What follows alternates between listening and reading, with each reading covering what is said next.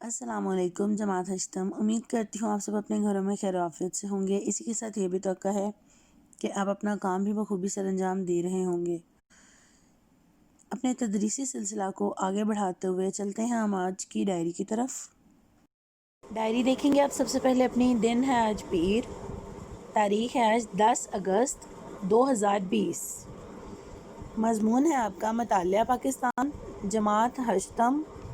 Diary आज आपकी जाएगी किताब सफ़ा नंबर 11, जिसमें हम पढ़ाई याद करेंगे।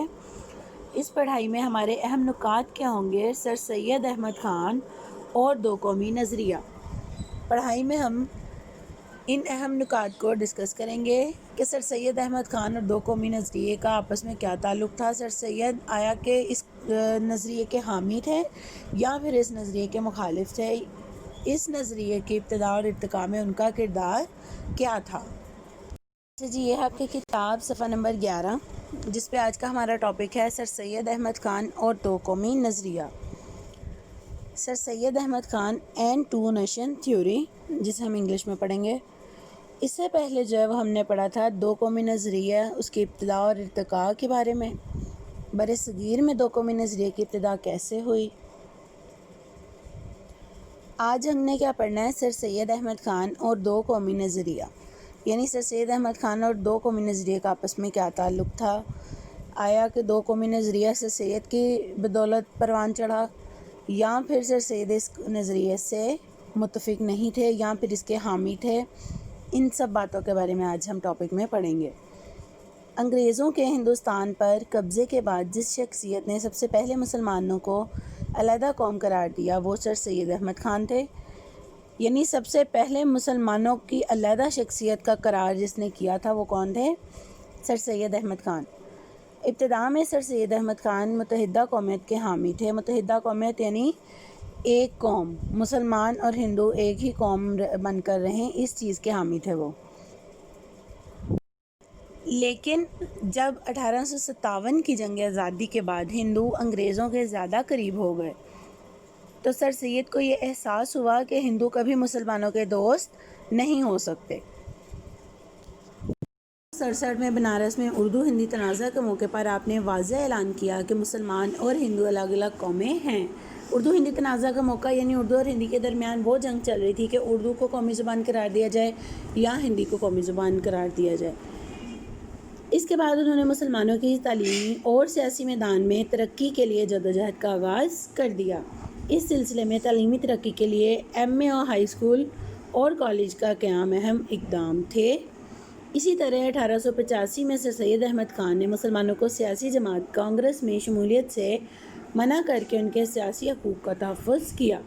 में हमें साफ साफ बताया जा रहा है कि सर सैयद अहमद ख़ान का एक बहुत अहम किरदार था दो कौमी नज़रिए को उसके इर्तिका में, उसको परवान चढ़ाने में। सर सैयद अहमद ख़ान इसके बहुत बड़े हिमायती थे।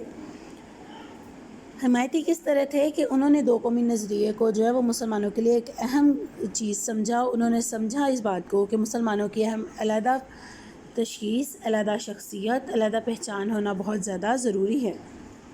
और इसका सबसे बड़ा कदम जो था वो क्या था? MA हाई स्कूल और कॉलेज।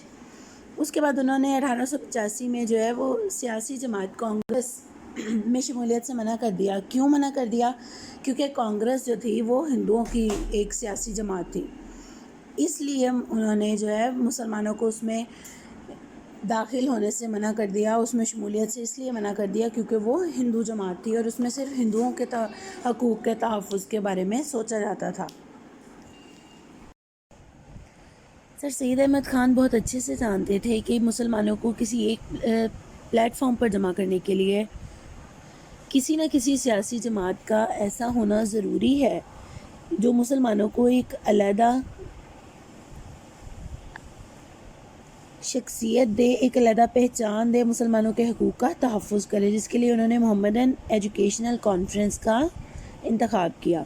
ये वो प्लेटफॉर्म था जिस पर मुसलमानों ने इकट्ठे होकर सियासी तरक्की का रास्ता चुना। इसके बाद आपको नज़र आ रहा है, क्या आप जानते हैं सर सैयद अहमद ख़ान 1817 में पैदा हुए और 1898 में वफ़ात पाई। यानी 1898 में वो इस जहान को छोड़कर दूसरे जहान कूच कर गए।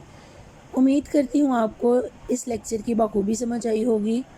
اس میں کچھ بھی مشکل نہیں تھا، بلکہ ہم نے ایک بہت ہی دلچسپ عنوان سر سید احمد خان پر بحث کی اور یہ جانا کہ دو قومی نظریے کے ساتھ ان کا کیا تعلق تھا اور دو قومی نظریے کے ابتداء اور ارتقاء میں ان کا کیا کردار رہا۔ آپ نے اسے بخوبی یاد کرنا ہے اور اس میں جتنی بھی ڈیٹس یعنی تاریخ ہم نے پڑھی ہیں وہ اپنے نیٹ رجسٹرز پر لکھ لینی ہے۔ لکھنے کا طریقہ میں نے آپ کو بتایا ہوا ہے۔ گھروں میں رہیے، محفوظ رہیے، اپنا بہت خیال رکھیے۔ خدا حافظ۔